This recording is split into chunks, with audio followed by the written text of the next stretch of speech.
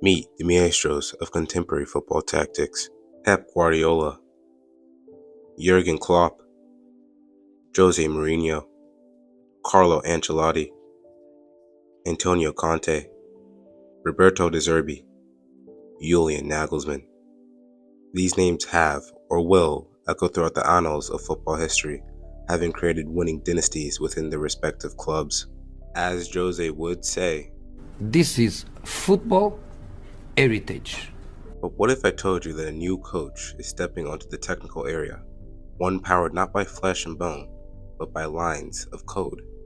Well, we are going to ask our good old friend ChatGPT to create a comprehensive game model / strategy and starting 11 for a college soccer team by feeding it player information. The college we're using for this experiment specifically is none other than College, residing in Cedar Rapids, Iowa.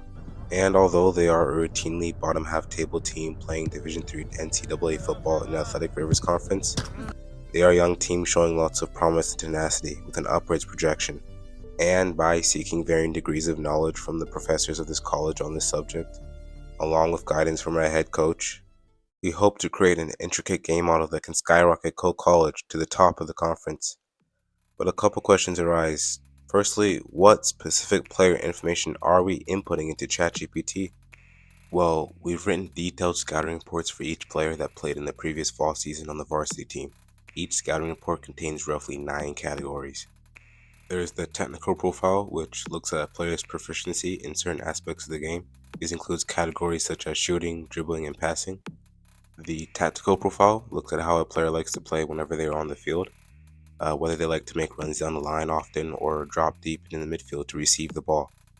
Physical profile looks at height, weight, and other attributes such as speed, balance, and strength. There are strengths and weaknesses, which looks at their pros and cons when looking at the way they play in general. Attitude / mentality, their personality and approach to games. Their traits and tendencies, which looks at skills or actions that players will perform often when playing in games. Adaptability / positions. This looks at a player's primary position, along with their proficiency and comfort when playing in secondary or tertiary positions. Their role determines how integral that player is to the team.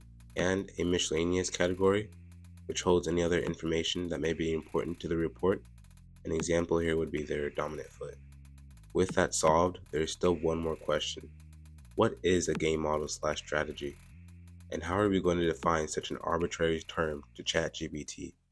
Well, there are roughly 10 phases of play which commonly or perpetually occur in a game of football. When a team has a ball, there's 3 possible phases.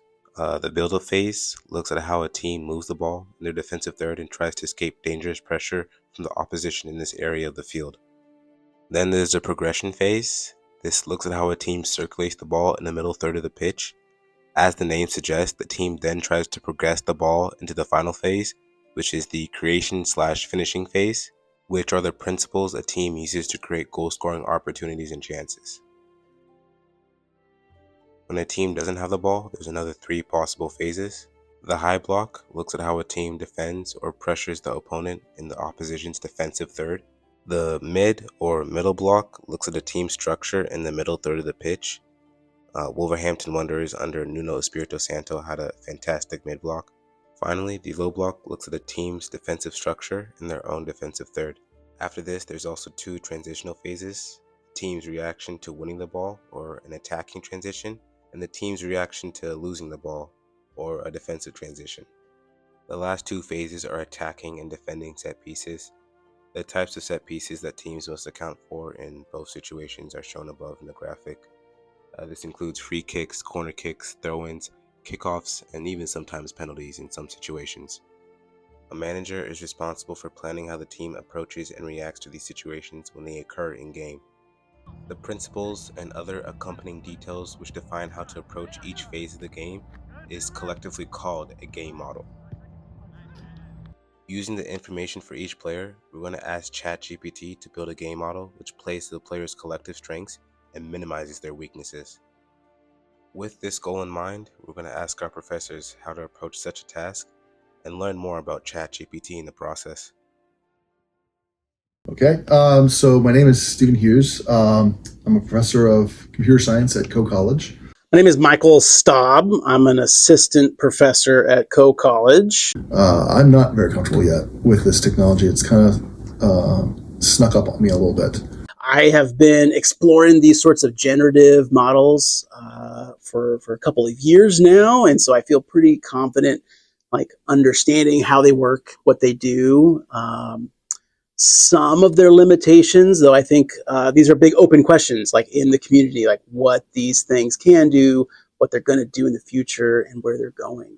It's one of these things there've been a lot of really smart people working really hard at it for a long time, and the technology's matured to the point where it's broken out. The way this technology feels to me right now, I think the idea of this broad general intelligence, the singularity thing that's just going to do everything, I think that's where the hype is. Okay, I guess can you just give us a general description of how these AI technologies like ChatGPT work? Right. So these models are kind of in the class of what we call auto-regressive models. What they do is they look at past inputs and they build predictions on future inputs. And so that is what they do. They work at predicting the next word or the next output in a chain of outputs. A lot of data, like a crazy amount of data going into a system. You've got an algorithm which is capable of detecting patterns in that data. And based on those patterns, it's able to make a predictive model such that if it sees another piece of data, it's able to somehow look at the model that it has and make some assumptions about what else it can do with the data that it has. They're trained on very large data sets, and so they get examples of large like amounts of text and how those are chained together, and they utilize that information to predict probabilities of future things. The business with language, I don't think it's actually doing any kind of understanding at all, and that's why I'm hesitant about the term intelligence, artificial intelligence. It really is truly just looking at speech patterns and speech models and understanding if I see a word, what's going to be the next word. Let me predict what the next word's going to be. In doing so, it can apply some additional filters on how do I want to steer this model. I want to know what word comes next, not in the absence of any other information, but in the absence or in the direction of tell me about X in the style of Y. Right. That those are some additional constraints that it puts on that model. So these models are like, you can kind of boil them down to some Lego building blocks. There's like an input layer and there's an output layer, and then things in between can get really complex. But you can boil it down to like connector pieces. And so the structure of the model, the actual architecture of the model will drive how complex it is, what type of outputs it can produce, how it's producing those probabilities to predict the next word. And so if you imagine you have billions of Lego blocks, there's a lot of different ways that you could put them together. And that is the architecture of the model, how those building blocks are organized and arranged. And so designing like a ChatGPT style model really is first defining like what the structure looks like, what its architecture looks like, what's its schematic. And then it's the actual training process. So how you go from a blank state to a finished product, it involves a lot of training with data.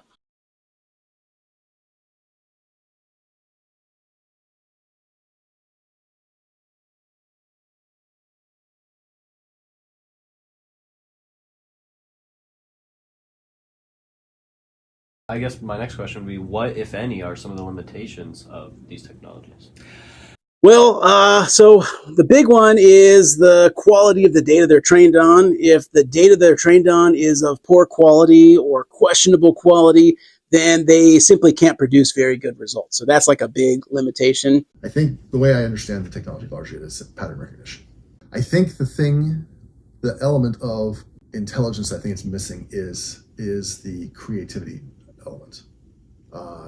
It seems to me that this is void of creativity right now. It doesn't create things because it wants to create things. It's purely in a response to a request for something. And where's that request come from? I think that's where the human element is. I think that's where the actual, I think that's a key part of intelligence. I'm not a big fan of the term AI. I think that term is a little too loaded. I think it's starting to be like its definition is starting to change appropriately so that it's more applicable. But these models, I think, are best deemed or best classified as large language models. These are models that are structurally complex with very large parameter sets, but really they are trained to recognize patterns in language. And so that's where their strengths are. And if you break it down, you can get it so that the model will very clearly predict one word at a time. And when you start doing that, it becomes quite apparent that there is a lack of intelligence here. This is not an intelligent thing. It is recognizing patterns in the data set that it was trained on, and it is combining those patterns with new novel things coming from the prompts that are being given to it. Right now, I think it's relying on the idea that it has to have a core set of data to start with. And the data that you feed into it is going to highly influence the outcome. I don't think it really has a good way of evaluating the quality of the data that it's looking at. It just knows this is data. Now, there's probably a slight surrogate for that in terms of, well, I see this same thing 50 times, I see this one time, so yeah, that one thing, that's an outlier. It probably is doing stuff like that, right? But I don't think there's a really solid way yet of it being able to evaluate the quality of its sources. So you're getting a lot of garbage going into it.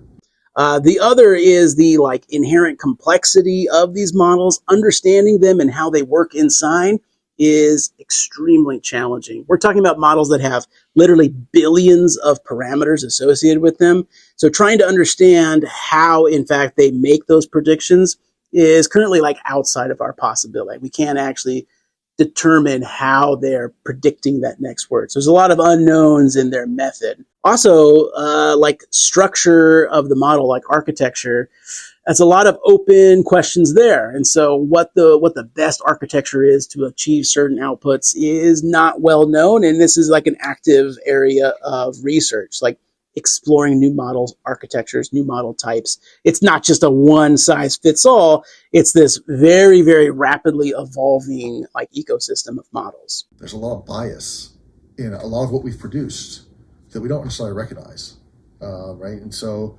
the algorithm is magnifying, amplifying our perception of the world, which is not always accurate.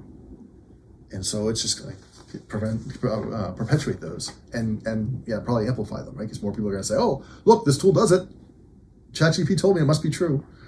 And it's not necessarily, right? So I think we have to be careful about that.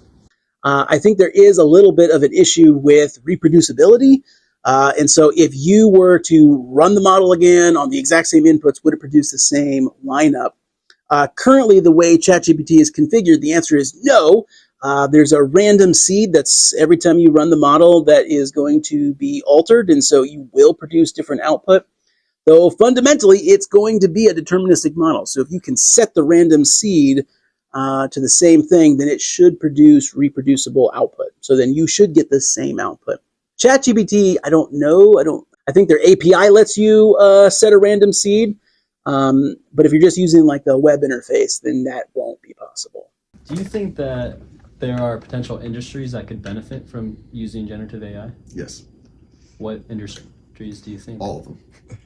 So I think there's a lot, and I think the right answer is probably we don't really know exactly all the different places where these models and these types of generative AI can be most used. This is, I think, like I said, a very rapidly evolving field. But in my view, the things where this is going to be most successful is those places where you have large amounts of repetition in certain outputs with minor but important deviations. So, for instance, legal paperwork. Legal paperwork is, by and large, very similar, with the important changes of whose name is on the contract and what the assets are in that contract. Those sorts of very important changes radically redefine the document, but that sort of repetitious text is something that a generative AI model can very easily learn to reproduce. It really is a exciting and terrifying time. You guys are too young to know about the internet coming about, right? You don't have a pre-internet vision of the world, and I do. And the world was a very different place back then. I mean, just the way everything functioned was completely different. And I think that this technology has the capability of being that disruptive to the point where we really are going to fundamentally change the way we've been doing things for a very, very long time. It has the potential, I'll put that little caveat on there, to be very, very disruptive to our society. And disruptive not necessarily in a bad way. I mean, it's just going to change. I might not need to focus on the ability to structure my thoughts in a written document anymore, right? I can have the tool do that for me now, right? It's the idea of how I choose to put some ideas together, what style I want to communicate them in that's the most effective, and filtering out the things that are highly relevant from the things that are irrelevant. What's my perspective on things? So, writing a term paper. Students have been doing this for millennia. That might be coming to an end. I guess applying this to a sports industry, like soccer, are there different limitations that you think AI would have to overcome? I think so. I think it's when I try to think about how to apply these models in a sports sort of context, the big question is, what does that data look like that we would try to train on? Fundamentally, we have to have an input and an output. These models, they require this. They have inputs and outputs. ChatGPT, you supply a prompt, it gives you a prompt back, right? DALL-E, when these image generations, you supply text, it returns an output figure. This is the bread and butter. If we cannot have a well-defined input and a well-defined output for these like sports contexts, then it's going to be very difficult to apply them. Doesn't it already? I mean, this is what we hear. Why on earth is he going for 2? Analytics told him to do it for 2. That's what they're talking about, right? They're talking about the models that they're using to say, well, here's the situation, here's the players, and here's the matchups that we have, and we can very quickly plug that data into that model, and it says, yeah, you should go for it here, or no, you should kick the field goal instead. This is exactly what coaches have been doing. That's the professional role of the coaches a lot of times, right? Just come up with the game plans, right? What changes here? You've got just a lot more data that you're able to plug into a model and to detect those patterns faster, better. A coach may have bias, may have their intuition, their hunches. And so I think the ability of these tools to make sense of large amounts of data and detect patterns that are not necessarily detectable, articulatable at the human level will take us far in that field. Do you think that generative AI will be able to help us in our project? So I think there are some novel sort of attributes of these generative models that could provide assistance. One is you will not have to define any sort of explicit model to train because you would be using models that are already trained.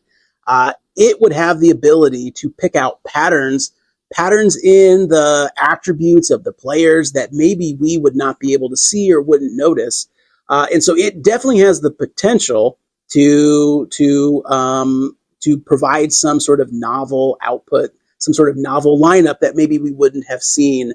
I think a big challenge is going to be evaluating the quality of those lineups, right? So determining whether the lineup that it produced is good or not. That sort of a optimization function, cost function is going to be hard to define. If you can do that, I think then you can really be more successful. One of the powerful things about this is it's making connections and identifying patterns that you didn't see coming, right? And so if you're feeding it data, a subset of data, you've already filtered data to some degree, and you're passing a limited subset, it's going to give you patterns based off of what data you've fed into it, right?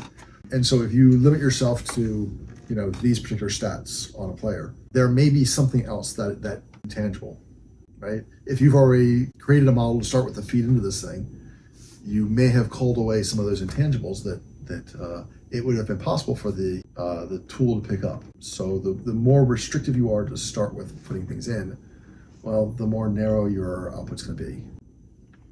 double-edged sword, though, right? Because what does eye color have to do with ability to play soccer?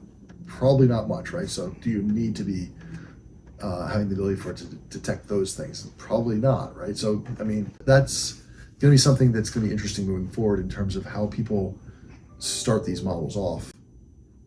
Again, I think it's a question of the human creativity.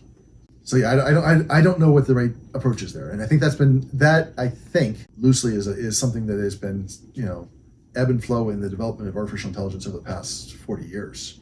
Do we start with this broad general and just throw lots of data at it and see what comes out of it, or do we try to tailor it in some way and get it to mimic the structures that actually represent this knowledge? Do you think that based off the current state of AI that it will be able to give us a reliable lineup better than, let's say our coach? That's a good question. I think it's going to depend on the quality of the data that you are able to provide.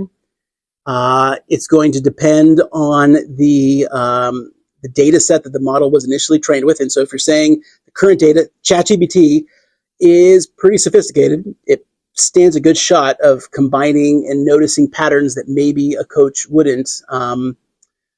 I think if you can define that output metric, how you measure success, I think it stands a good shot of producing a reasonable lineup that might beat expert in the field. But I would not bet money on it. I will give you my personal bias on this. If your goal is to replace that coach, not good. If your goal is to augment that coach's ability to make decisions, you will succeed with that. I think these tools, all of these tools, augment the human intellect, augment the human experience, augment our intelligence. They don't replace it. If they replace it, it's not intelligence to start with, right? That's my personal bias on this. I think it stands a shot of being better than an expert. This has been shown to be true in a lot of other contexts, which is why I say that. There's other contexts where the output of these models rivals the quality of an expert. So some examples, right? It has done really well, like ChatGPT has passed the bar exam, right? For instance, so it can produce quality output.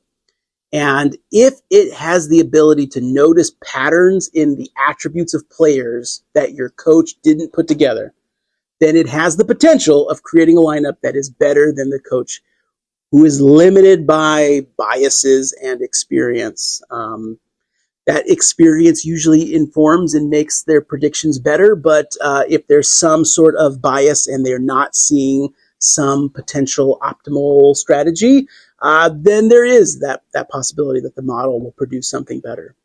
But again, I would not bet money on it. I wouldn't attach a large probability to it being successful. If I had to put a probability, I would say 20%.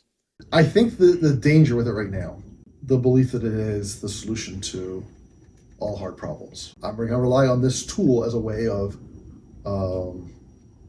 excusing me from not being engaged. Do you think, if any, do you think we're missing any areas in this project? You're aware of context window sizes, right? You cannot just feed in infinite text. If you feed in more and more text, it will forget past text.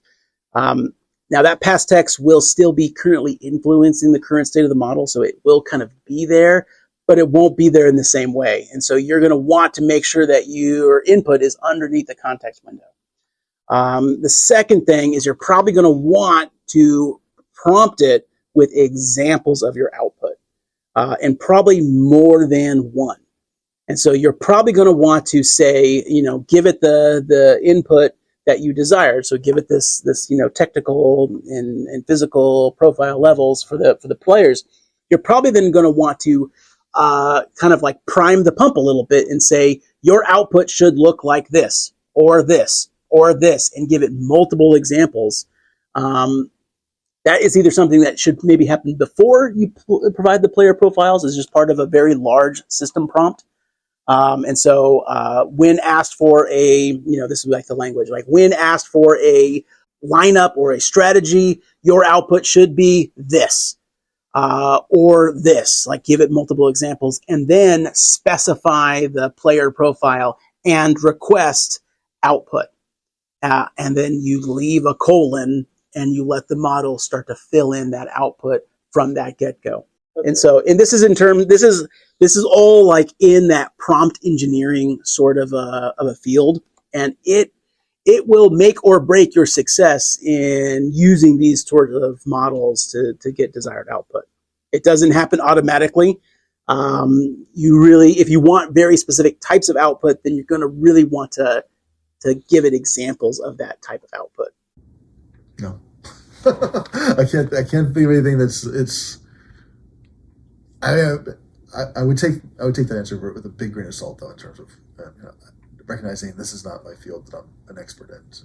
With the professor's advice in mind, we are switching gears to the footballing side of things to see a coach's standpoint on ChatGPT and what he thinks should be incorporated to improve the project from a sporting perspective. Just introduce yourself. What's your name? What's your occupation? I'm Kyle Bacchus. I'm the head men's soccer coach at Co College. Have you ever used generative AI in coaching? Yes, to plan workouts and like running programs. This was when ChatGPT first came out, and it was tedious, and my prompting was bad, and it took me 2.5, 3 days to do something that would have taken me about 3 hours normally. Have you tried using AI since then? No, I haven't. I'm waiting till it's perfect. Do you think it would be a good idea to build a game model using AI? Yeah, I think as long as you can get the challenge is going to be getting the right data, getting the right metrics to align with how the game's actually played, right? There's so many kind of intangible variables, but you just have these dynamics at play with various players that could be hard to capture with data, right? Unless you could have some sort of like, oh, Kevin passes to Kyle when Kyle's open 55% of the time versus passing to CJ 70% of the time. I think if you could get something that granular, you could really scale it out. But otherwise, I think it's almost got to be used as a helper right now, where the coach is going to utilize it or not utilize it. Yeah. What do you think the biggest limitations to then using AI in a coaching standpoint would be? No coach is going to want to do it, right? I remember I did my A license in 2017, and I thought, oh, whoa, if you could put a number on each player, put it in a computer, it'd spit out your perfect lineup, right? And I went to the director, and he's like, it's art, it's feel. And I think there's that element of it, and we want it to be there, but maybe the art and feel isn't so much in how you set your team up. I mean, obviously, yes, there's that right now, but maybe that's not necessary. Maybe the art and feel is how you interact with players and things like that. And you can have a much more objective lineup and positions and all that if you just could put in enough data and put it in a manner that relates to the actual game. So but I think most coaches are going to struggle to go for that, because you have to basically say there's probably a smarter way to do things than what I'm doing as a coach. And that's going to be challenging, because coaches have to have an element of authority to do their job effectively. Do you think human bias plays a role in making coaching decisions? Yeah, of course. Right? How can it not? You say something to me that pisses me off, maybe I don't think of you in the game plan the way that I would have if you hadn't, right? Like the simple examples, like every action that occurs is causing a reaction in the person experiencing it, right? And maybe it builds itself up in a certain way that nothing does happen, or maybe it does cause our decision to be affected, but it comes into play at any number of points in the season, right? And I think that, and this would be kind of the art of coaching, right? When they're like, you could maybe put your best 11 out there. And if we think back to Man United with Cristiano, right? Why was he out there at times when he clearly wasn't the best 11? Because there are all these other dynamics that a coach is dealing with: the politics, the dressing room, boss expectation of fans, and you have that at every level to different degrees, right? And so I think that those things all factor into the coaching, and that'd be tough to capture with AI. But it would probably be great if you could have an objective something by AI, and then a coach is over here, and it might help them to understand how they're getting, how their subjective reality differs from the objective one. So you think that AI can completely eliminate bias? Well, we know that's not true, right? Because of what generative AI is, right? And it's learned from input, right? Data input. And data input, as much as it may look fair, it is also, it's data that corresponds to a reality that's been created by humans. And so there's bias already input to it, right? I think with a sport, it might be easier because you're dealing with a much smaller sample size, and there's the ability to control the environment. So would you say that bias is a good thing then? You're going to be biased one way or another. And if you're biased towards always doing something good, then sure, it's good. But if you're biased towards doing something immoral, unethical, then how could it be good, right? So I think you can't make that wholesale statement there. Like, bias is bias. Sometimes it's going to give you positive results. Sometimes it's going to give you negative results, but it's a reaction. It's a artifact of human interaction. Do you think that our project and our AI will give us a similar lineup to the lineup that we had over the fall? No. And I think the reason is that, from what I understand from you guys, you have 5 players using it, right? And player perception, in my experience, has differed drastically from coach perception, right? In my experience as a player, I hardly ever agreed with the coach.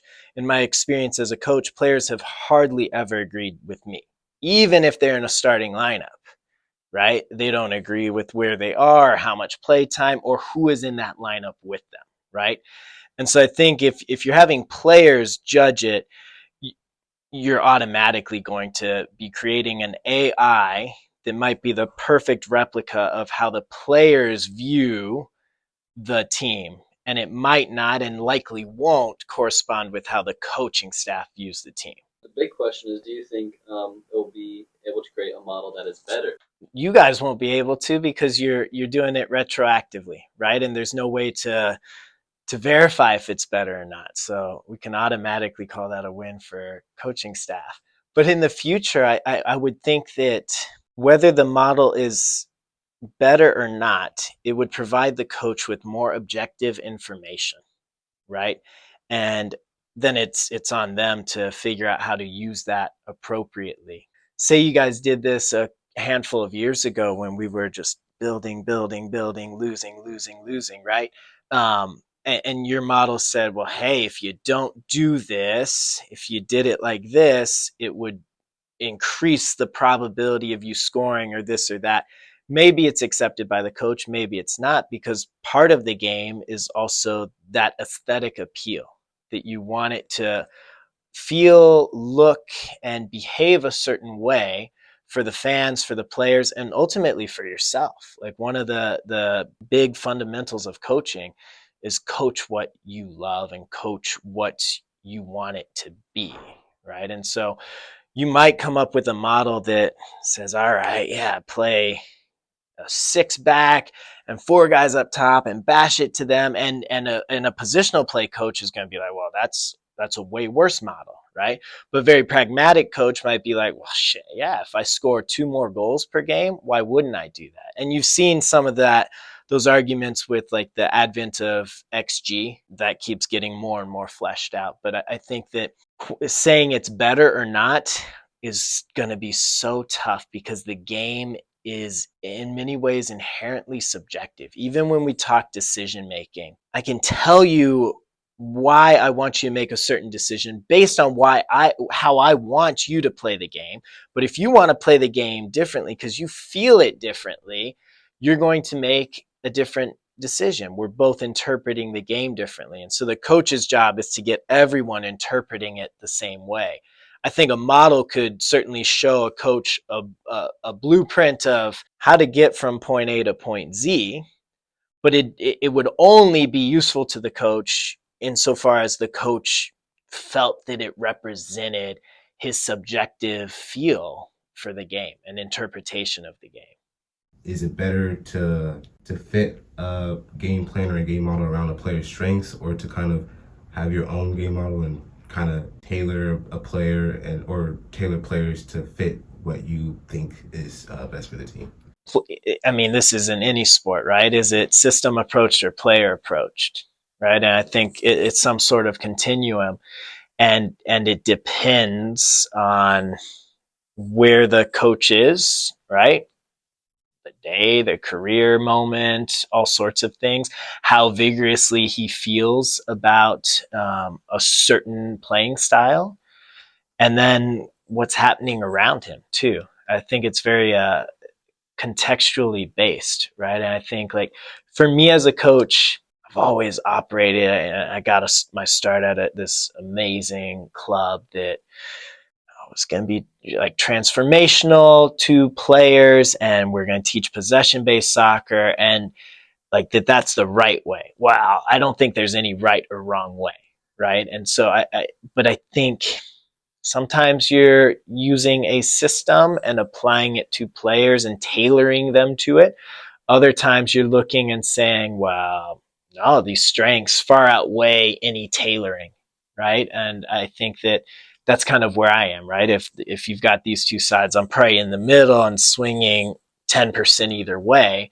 Whereas at different points in my career, I've been way over here with, like, this is the way I want to do it, and I tailor players to this because I believe this is what's right for development. And so, yeah, there are a lot of reasons you would make any of those decisions. I mean, and even like you look at like Pep Guardiola, like, I think his most stable tenet is he just wants to control the F out of a game till, several years on, it's not fun for the viewer anymore, but it's good for him. It keeps his blood pressure low. But within that, he like, would you say he's tailored or gone to people's strengths more? Like, has he tailored Holland to be anything that Holland wasn't already? Like, they can't use him in build up because his touch is too big. Like, so is everyone else like tailored or just recruited because they fit that play style? But then you have these kind of aberrational players who don't quite fit, and so he's like shifted. Remember, there's a game in the fall where he went to De Bruyne and Holland, and they were like, and that's like, it was the least Guardiola thing we've ever seen. Like, I think he's an interesting one because it seems self-evident that he has his style, but he would say he's a pragmatist, right? And that he believes in having the ball and controlling it because you simply can't get scored on if you have the ball, right? And so that's his foundation. But then how he arranges the guys, he would say, I think, based on their strengths, right? That's where like the tenets of positional play make it interesting, because it's not necessarily about who has the ball more or less, but how are you occupying space when you do and don't have the ball. All this is to say, I don't know what's what. Do you think in the future you'll ever use AI to help you make coaching decisions? Yeah, I think it'd be, for years, I haven't done this with you guys as much, but on all my other teams, each guy would have a name, and then I'd do some sort of psychological profile and then skill sets. Like, it'd be, you have about 50 columns per dude, and I'd go and number them all and try to get an objective ranking, right? And I couldn't quite get it to work, but I think AI could give us more or less your FIFA ranking, right? And I think from a coaching standpoint, that could be helpful, but it's only going to be helpful insofar as the coach is willing to use it. I would be willing to use it, right? You'd basically say, oh, these are our best 11. Wouldn't have had these two, would have had these two, but let's give it a try and let's see.